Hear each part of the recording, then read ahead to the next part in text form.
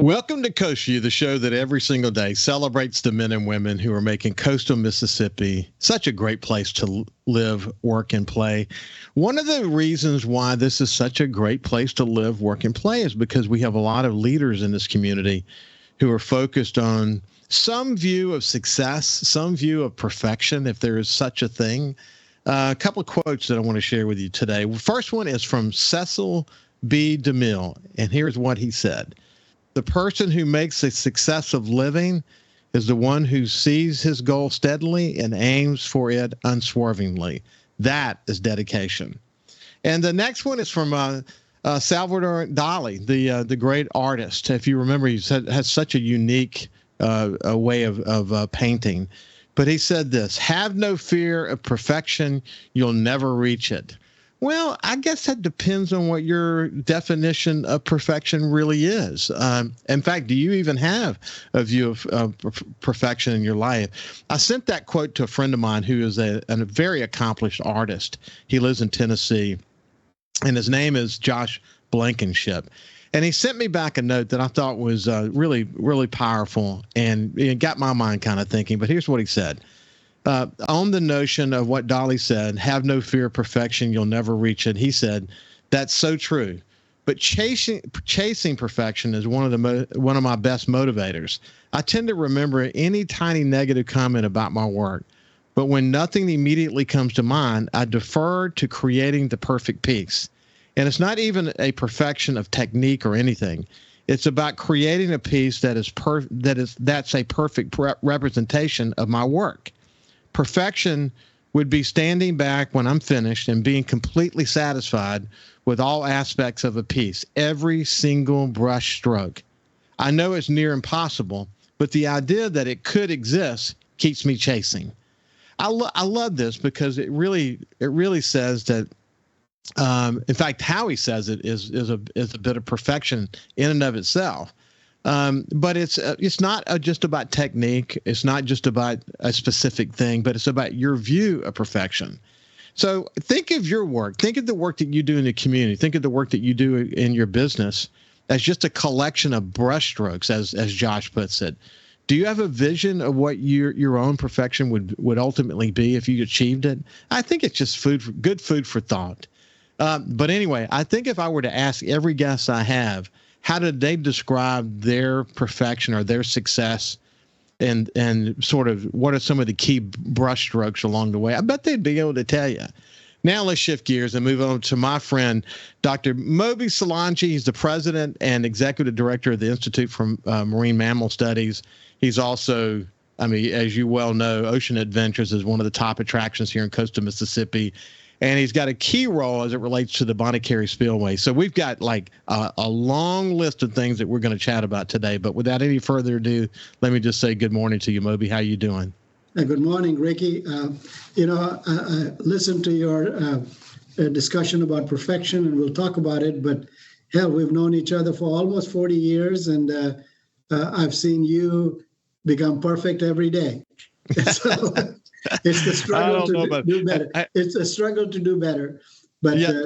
I'm very pleased that you have invited me, and we look forward to a great discussion this morning. Yeah, we do have a lot to talk about. Yeah, I believe that I'm my worst critic. I've always worked extremely hard. Now, look, here's the thing. There's no such thing as perfection, literally. But there is a such thing as reaching goals. And I believed, setting goals and making them attainable, and then setting new goals and making them attainable. And I believed in burning the midnight oil, working extremely hard.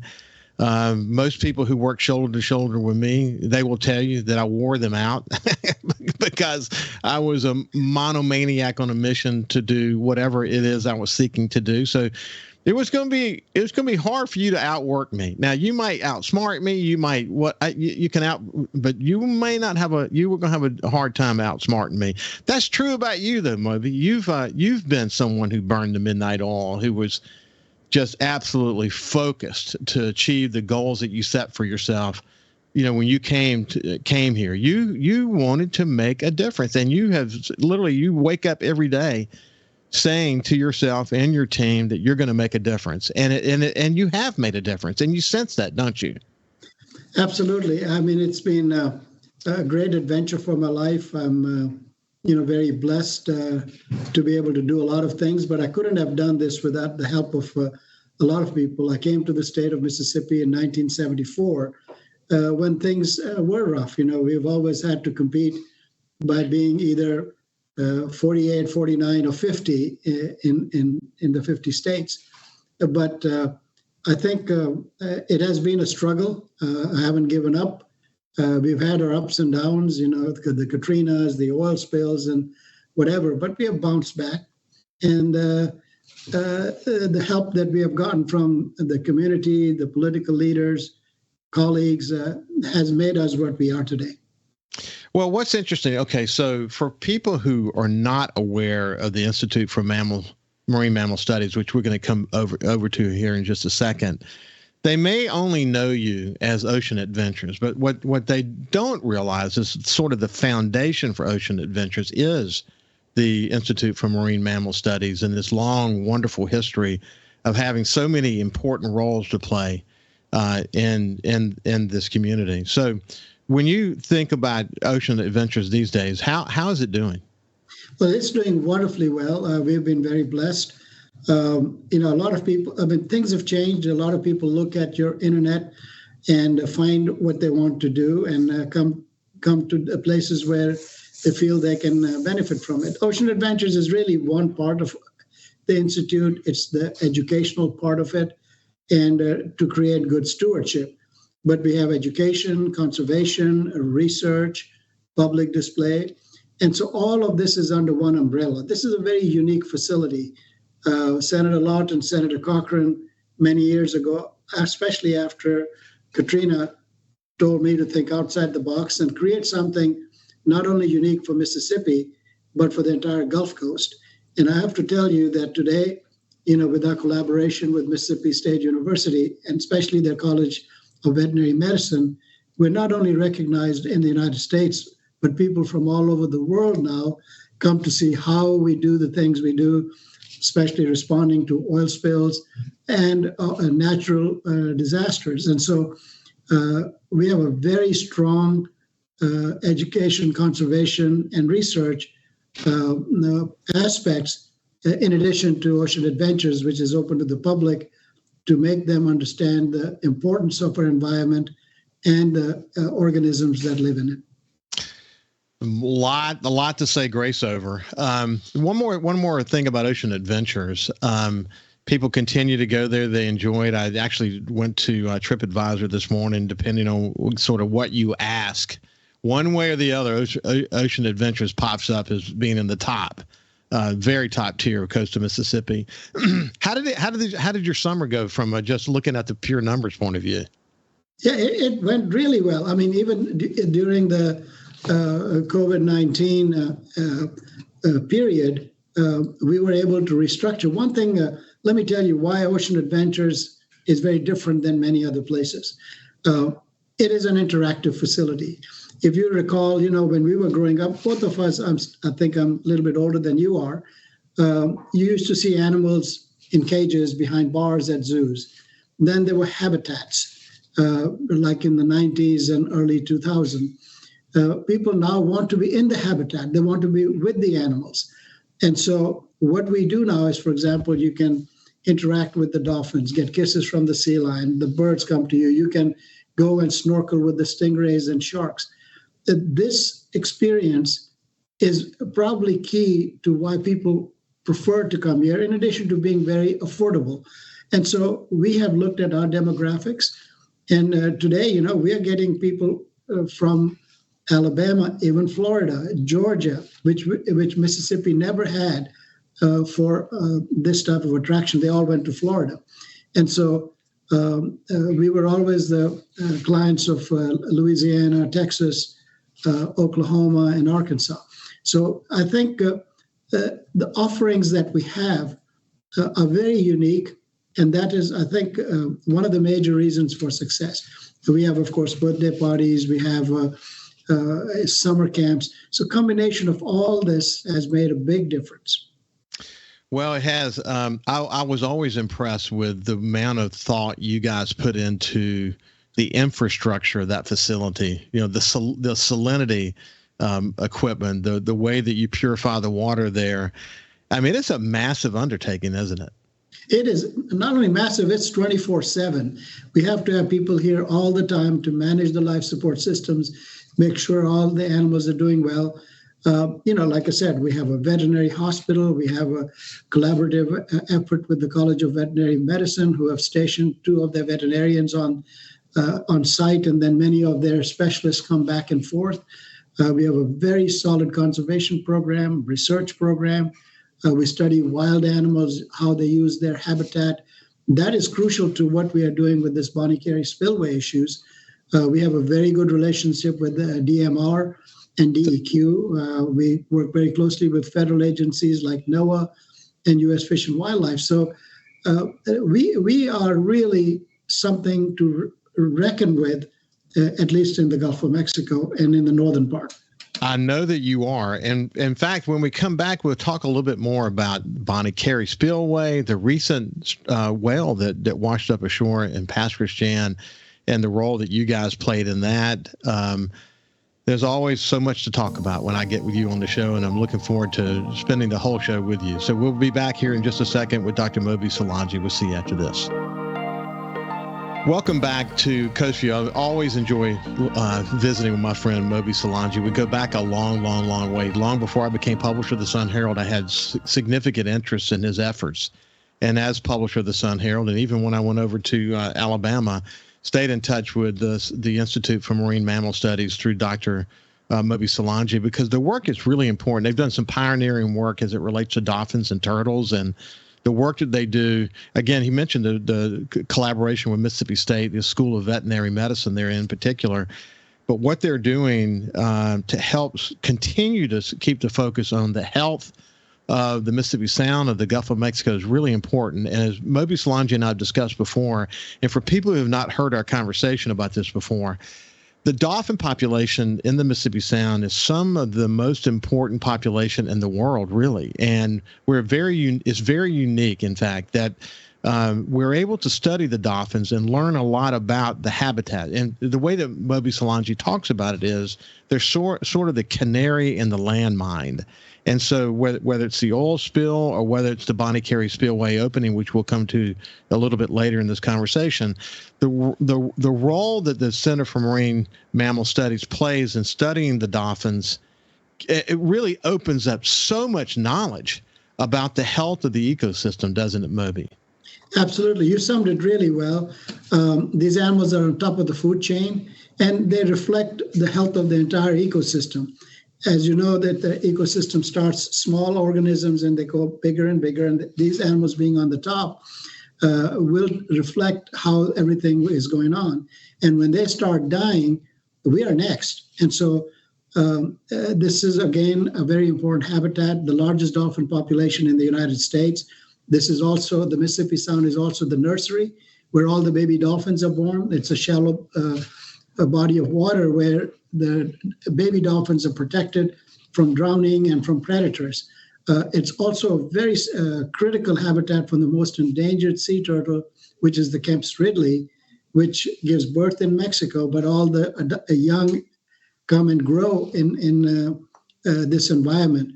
So this gives us a pretty good handle on monitoring the ecosystem. Now, we depend on it from not only tourism, recreational fisheries, commercial fisheries, people going to the beaches, our seafood. And so the reason why we are on the Gulf Coast is our Mississippi Sound and the ecosystem. And I think that is where our impact is. We try to provide information so that proper strategies can be utilized to mitigate this. That's our job. We want to have prudent development. We want to have development because that is what is needed for the success and survival of human beings. But if it is done in a prudent manner, and the only way you can do that is having good and accurate information. Well, Moby, you've done a really good job of educating me. That's why I was able to sum that up the way that I did. Paid very close attention to what you had to teach me. What the other thing that you've taught me is that generally the Mississippi Sound and the Gulf of Mexico is an incredibly resilient body of water. It really is. But it can only stand so much over time.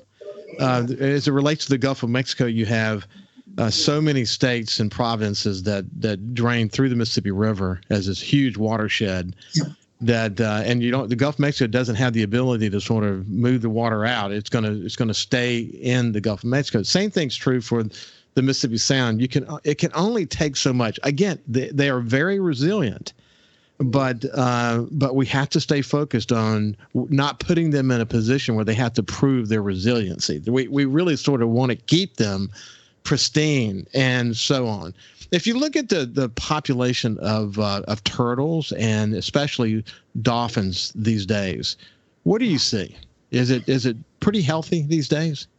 Yeah, it really took a deep beating during the BP oil spill, and then now in 2019, large numbers of them died. When you have long-lived species that die, it takes them much longer to recover.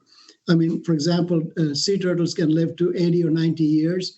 And if you take their juvenile population out, it's going to take many, many years to recover. Same thing with dolphins. They can live to about 30 or 35, 40 years. And when you start removing adults or subadults, it's going to take that much time. And so, but you're absolutely right. Most people don't realize that the Mississippi River is not connected to the Mississippi Sound. And so when you bring in this water, which you very accurately pointed out, that is bringing agricultural and industrial and sewage waste from 31 states and 2 provinces in Canada, both Mississippi and Louisiana suffer from it because we are now their dump. And all this polluted water, it's not just fresh water, it is polluted river water that now comes in. And the Mississippi Sound, for example, the tidal fluctuation is 1 or 2 feet. So you're not going to get a lot of inflow and outflow where there could be a lot of mixing. And so it kind of stagnates and totally destroys the ecosystem infrastructure, which is from the bottom feeders, the oyster reefs, the nurseries. And when we come to the Army Corps issue, the Mississippi Sound is the nursery, not only for just dolphins, but for everything else. And when you kill the goose that lays the golden egg, you can't tell them, you go find the golden egg 100 miles from here. There's not going to be a golden egg because the nursery is going to be dead. So anyway, that is what we have used these top predators as an indicator species. And the resilience is only so much. And if you keep on stabbing it, eventually it's going to fall apart. That's why you have these dead zones.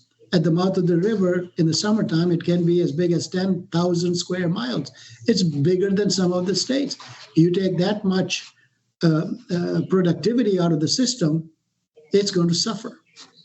Yeah, and after the oil spill, I think, of course, we've known about this dead zone and the fact that it's growing for many, many years, but it was after the oil spill that I think, America's focus, at least for a period of time, was on that dead zone.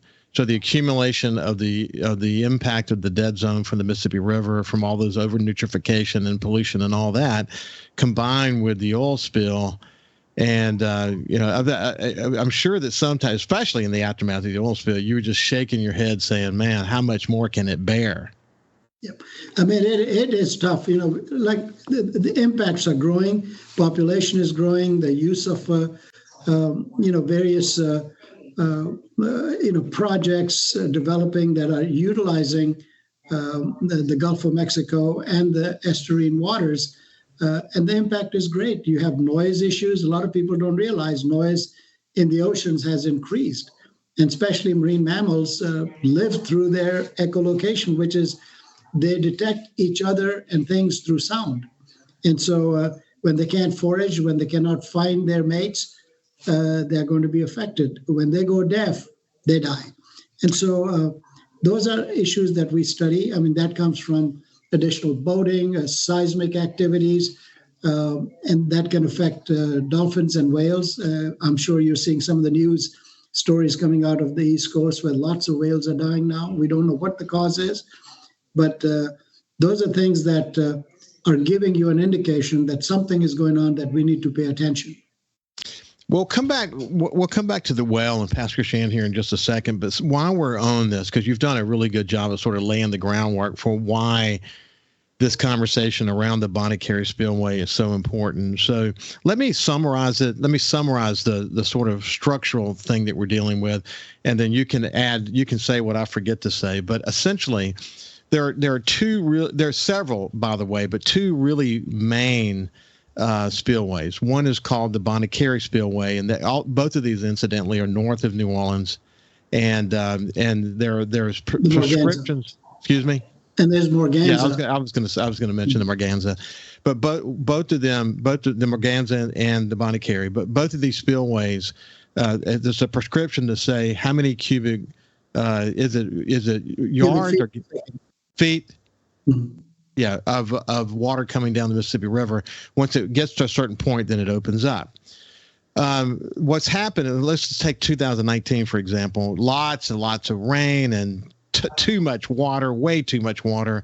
They opened up the Bonnet Carre Spillway not once but twice in 1 year, and you had salinity levels of Mississippi Sound to completely fret with no salinity all the way over as far over as Deer Island, and maybe even further over than that. There's a hesitation to open the Morganza Spillway. There's a lot of debate about that, but what the Corps of Engineers has done is and it's all in an effort to keep New Orleans from flooding. That's at the end of the day, that's what this is all about. So to keep New Orleans from flooding, they opened the Bonnet Carre Spillway and destroy our environment in the process. And they said our environment is less important than flooding the city of New Orleans. Well, there's been a lot of work actually around this, and before they didn't have to get any input from us. But the U.S. District Court, the Southern District, has just recently ruled that the U.S.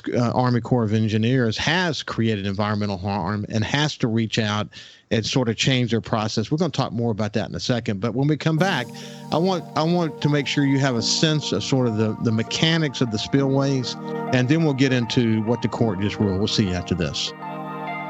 Welcome back to Coast Vue. I have my friend Dr. Moby Solangi from the Institute for Marine Mammal Studies. He's just a really good friend, and we're talking about a recent court ruling related to the Bonnet Carre Spillway. We'll get into specifics of the court ruling here in just a second and why it's important. But say what I forgot to say as it relates to the spillway scenario that we're dealing with. Yep. The problem is everything is man created. We have created this issue. We wanted the Mississippi River to follow a certain path so that we can have shipping traffic and trade. And again, the reason American products are so competitive in the world is because of this Mississippi River, that we can barge this stuff and cheaply send our products throughout the world. But in doing so, we have controlled the flow, the natural flow of the river. And to do that, we have created levees and all these other structures. So the structure of Morganza was to protect Baton Rouge. And so 30% of the water, the true direction is through the Atchafalaya Basin. That's where the Mississippi River went through and created the delta. Now, what they did was they had to make sure that Baton Rouge and New Orleans were becoming hubs for trade, and so the river would flow in that direction. However, when they did this thing in the 1920s, they have decided that we will maneuver the water in a way that it'll balance it out. But they haven't done that because of the fact all the areas that were supposed to be flood prone in the Atchafalaya Basin area are now being used for business entities. So the federal government has not enforced that you have a flood zone. Now you start putting buildings and business opportunities, and then the same people say, come and protect us. So they've not opened the Morganza. If they open up the Morganza, for example, the other thing they're using is the flow is 1 million CFS at Morganza. Yes. Yeah. Mm-hmm. And 1.25 downstreams. If they open up Morganza, the flow would be lesser for Bonnet Carre. If they just reversed it, if they opened that up when the flow is higher, boom, there'd be less water coming in. So there's a lot of politics that goes in, because all those people who have now businesses, the crawfish farms and sugarcane and all of that, would be affected because they are using those areas that were designated as flood prone to now. So also you can't have, under the Commerce Clause of the Constitution, you can't have one state affect the business of another state. What happens if Louisiana says, we have some nuclear waste, but Mississippi has a lot of land, let's go put it there? Yeah. Can you do that without asking Mississippi? No, you couldn't. So why would this be able to send polluted water back here? So let's so that people can sort of get this in their heads. Imagine the Mississippi River is coming down, and then what it does, it curves, again, so that Baton Rouge and New Orleans can benefit from the commerce that's related to that. But essentially what it really wanted to do is continue to come on down. Now, if you think of Louisiana as sort of this peninsula, the part that we're talking about, the Morganza would have served, would have been to the west of Louisiana and come on out into the Gulf of Mexico through the Atchafalaya Basin. And then, of course, the Bonnet Carre Spillway takes it into essentially Lake Pontchartrain, then through Lake Bourne, and then into the Mississippi Sound. You've got, again, politics are crazy on this conversation, as you well know. We're not splitting the difference of pain here, and so it seems to me that the Atchafalaya Basin has done a better job of lobbying. But then on top of that, isn't there some concern about the spillway, the Morganza spillway, about the stability of that, and that if it were ever to be undermined, or we were to ever lose that, I mean, it would literally affect the economic viability. It would have a worldwide impact, wouldn't it? Well, yes. I mean, but, those things are all engineering issues, and they have to look at it. I mean, they created that in the 50s, and nothing has happened. I don't think it has been open for decades. And so, but again, now what they have done is, in addition to that, the Mississippi River, once it gets into Louisiana, let's say 100 years ago, it was 100 feet deep. Now, over time, it's silted, and the only areas that they dredge is so the shipping traffic can go in. So it's basically, if you look at the watershed as a bathtub, and the drain coming into Louisiana, if your drain is clogged, where do you think the water will go? It'll overflow from the bathtub, right? And it'll cause flooding. So what do these geniuses do? Instead of unclogging the drain, they drill holes in the side of the drain and relieve the water, which is what the spillways and diversions are. So all of that is clogged. They could do a better job in dredging and opening up the drain so that more water can flow. And it would not. And so instead of dredging it down, they have these levees that hold the water together. And when it gets so bad, it goes over the levees and it floods. And so they have to pull these little holes. And the difference between a spillway and a diversion is a spillway is controlled. A diversion is open all the time. There are already 5 diversions coming on the east side of the river into Britain Sound. The Britain Sound is pretty much being wiped out in the last 30, 40 years. None of these diversions have done a whole lot of good for Louisiana. Why is it going to be better? And this whole idea that this river will, with its force, bring sediment. Ricky, the important thing is 200 years ago, the amount of sediment was significantly higher than today because all the dams upstream have taken out the sediment. So it's almost 90% of the sediment is gone. So all we're going to do with these diversions and spillways is bring the polluted water with very little sediment. It's going to take 50 years to create 27,000 or 2,700 acres. Now think about that. I mean, we can't predict what a hurricane will do a month out.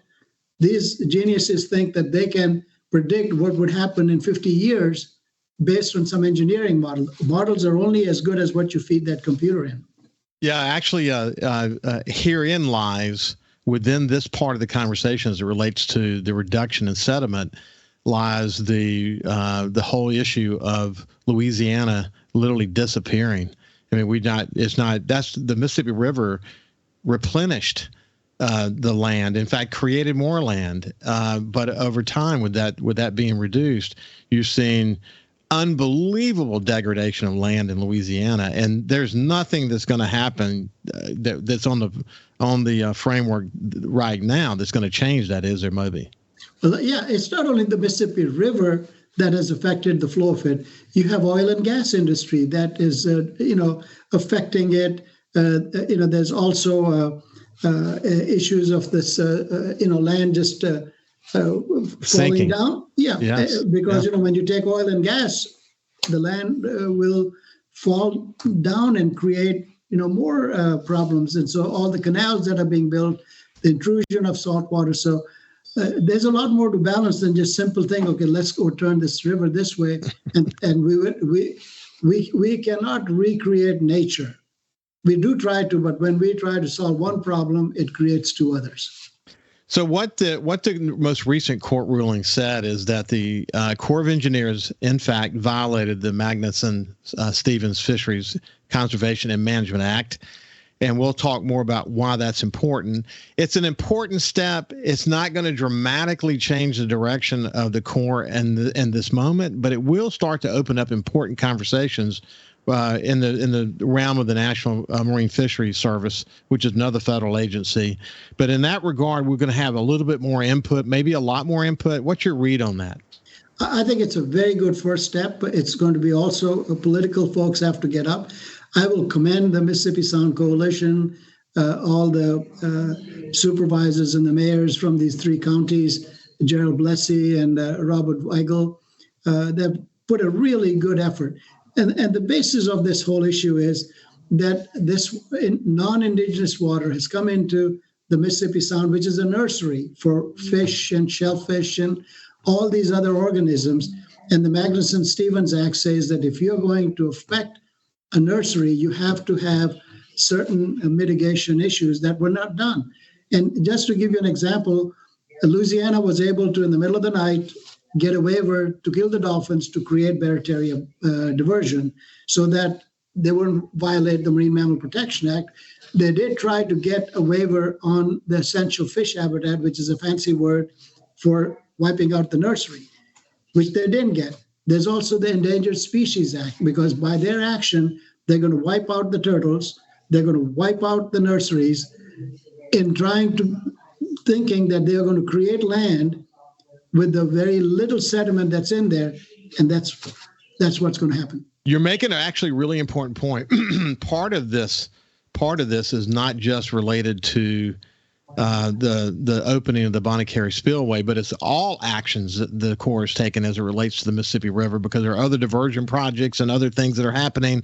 That actually is a good thing, because this may slow them down from creating more damage in the future. Hey, when we come back, we'll continue our conversation with Dr. Moby Solangi and continue this important conversation as it relates to the Bonnet Carre Spillway. We'll see you after this break. Welcome back to Coast Vue. I heard I had taken a quick break, and I heard during the break a conversation between Kyle and Moby. And we have Dr. Moby Solangi from the Institute of Marine Mammal Studies, and we're talking about the Bonnet Carre Spillway and the recent judge's ruling that ruled in favor of the coalition. And now there has to be a much more rigorous process or input through the National Marine Fisheries. I thought that Robert Weigel and Gerald Blessey did a terrific job of representing Robert as a lead lawyer. And, I think a lot of people probably would have looked at this suit with skepticism, to say that people rarely get rulings against the Corps of Engineers in their favor, because the Corps is just, you're talking about a group that's lawyered up. And I read, in fact, let me see if I can find it. The Corps argued that you guys had failed to identify a concrete and particularized injury, causation, or redressability, which is to simply say, in spite of all this evidence about how the Bonnet Carre Spillway had impacted oystermen and all these other data that came out of that you didn't make your case. I'm amazed by that. But a lot of people felt you guys didn't have a snowball's chance in hell, didn't they? Absolutely. And like I said, I'm really amazed that this ruling has come, and we should really commend our judicial system that they looked at this very carefully. They were here, they saw this. I mean, if it was in Washington, D.C. or in San Francisco, they would not have actually, seeing is believing. Things you can send pictures no matter what you do, but it is important that having somebody that was in the area saw what actually happened and could have related to it. So Judge Garola was really outstanding in his evaluation and analysis. But I should also commend that these folks in these counties made the effort under the most difficult circumstances and were able to get this ruling. I mean, this is a major step in helping mitigate, resolve, make it better.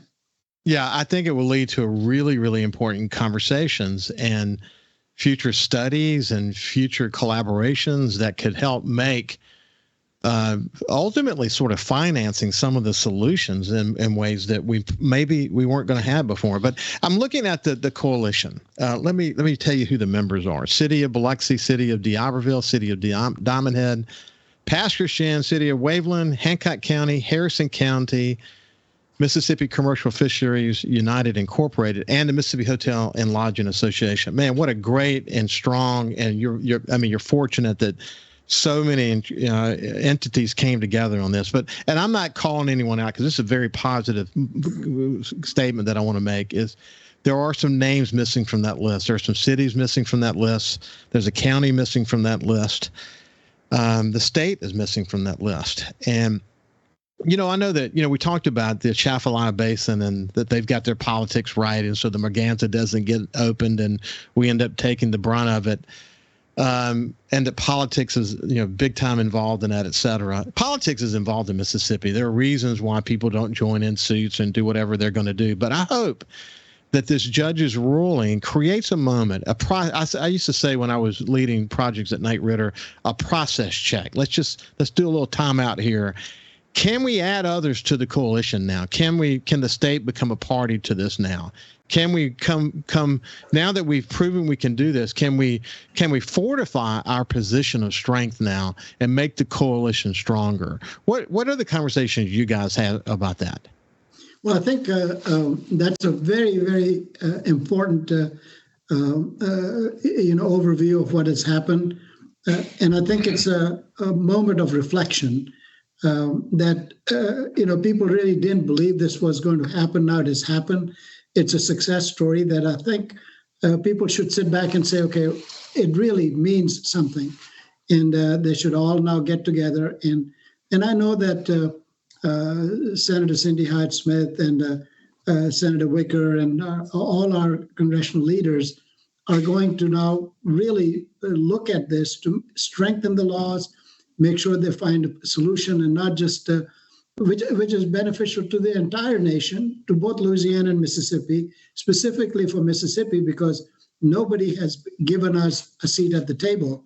Now at least we have a say-so, because our resources, and in my mind, if these diversions continue without proper mitigation, it's an existential threat to the resources of the state of Mississippi. And I am not just making this up. If the Bonnet Carre Spillway issue hadn't happened in 2019 and people did not actually see the results of it and experience the results of this, they would have gone with this mantra: we're going to take the river, it'll bring the sediment, it'll create the land, and everybody can go happy in 50 years. Moby and others won't be here to question us. Yeah, and there's no doubt about it. Kyle, this is the last segment. Is that correct? Yeah. Okay. I just wanted to check. We didn't get a chance to talk about the well in Pasquarshand. So what we'll do is, because that's an important story, we don't have time to get into the depths of it. We'll have Moby back on in the next week or two, and we'll get into the whole story of why that's important to understand and what the role of his team has been in that. But until then, it's been terrific talking to you. And I'm not surprised that we just basically ran out of time because there was so much good stuff to talk about. But Moby, it's been a pleasure, my friend. It is great. And I hope, like I said, we're going to be meeting tomorrow at 2:00 with the Mississippi Sound Coalition at IMMS. I'm their scientific advisor. And Yes. we're going to provide them additional information to make sure that we stay ahead of the curve. You bet, my friend. We'll see you in a couple of weeks, though. We'll come back and talk about the well. Anyway, so have a great day, and we will see you tomorrow.